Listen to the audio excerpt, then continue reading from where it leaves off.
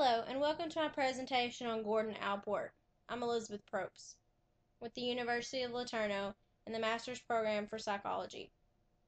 Gordon Allport was born in 1897 in Indiana and died in 1967 in Massachusetts. He received his PhD in psychology at Harvard University in 1922. He was the youngest of four brothers, and his father was a physician.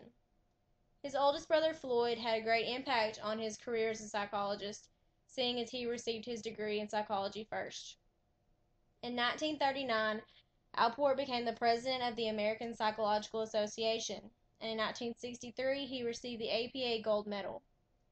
He was a long-term editor of the Journal of Abnormal and Social Psychology. Allport was a humanistic theorist. He influenced other theorists such as Maslow and Rogers.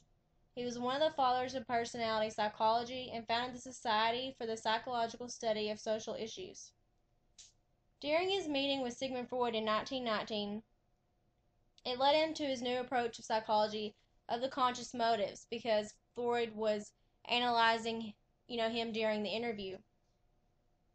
Allport wrote such books as The Pattern of Growth in Psychology, A Study of Values, and The Nature of Prejudice. He developed and examined social issues, prejudice, and personality tests. The main theory that Allport is famous for is the personality trait theory, where he went through the dictionary and came up with a list of 3,000 trait words. He organized them into three categories: the cardinal traits, the central traits, and the secondary traits.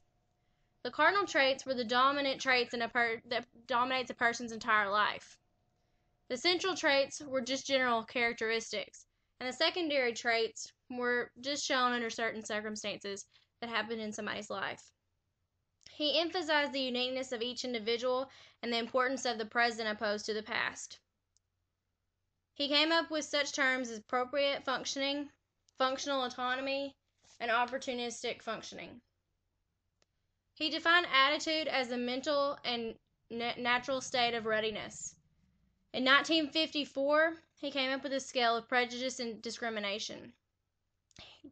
Allport noted that being a victim of discrimination can produce either self-blame or anger, and came up with 5 steps of prejudice. Allport defined personality in terms of fundamental traits, people's characteristics, behavior patterns, and conscious motives. He was concerned less with explaining individual traits than describing them. He also defined the self with 7 functions and came up with an age range, just something like Freud did. But his was a basic description of how a normal child usually develops in their stages. From age 1 to 2 was the sense of body. 1 to 2 is also self-identity. Age 2 to 4 was self-esteem.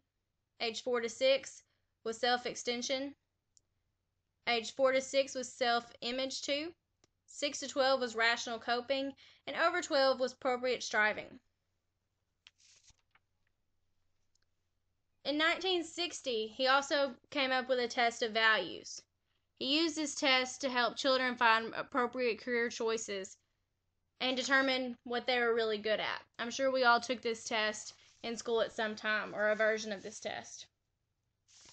He had many contributions to psychology, but he was really known for his personality trait theory and his influence on the personality and social psychology. I hope you enjoyed my presentation. Thank you for listening.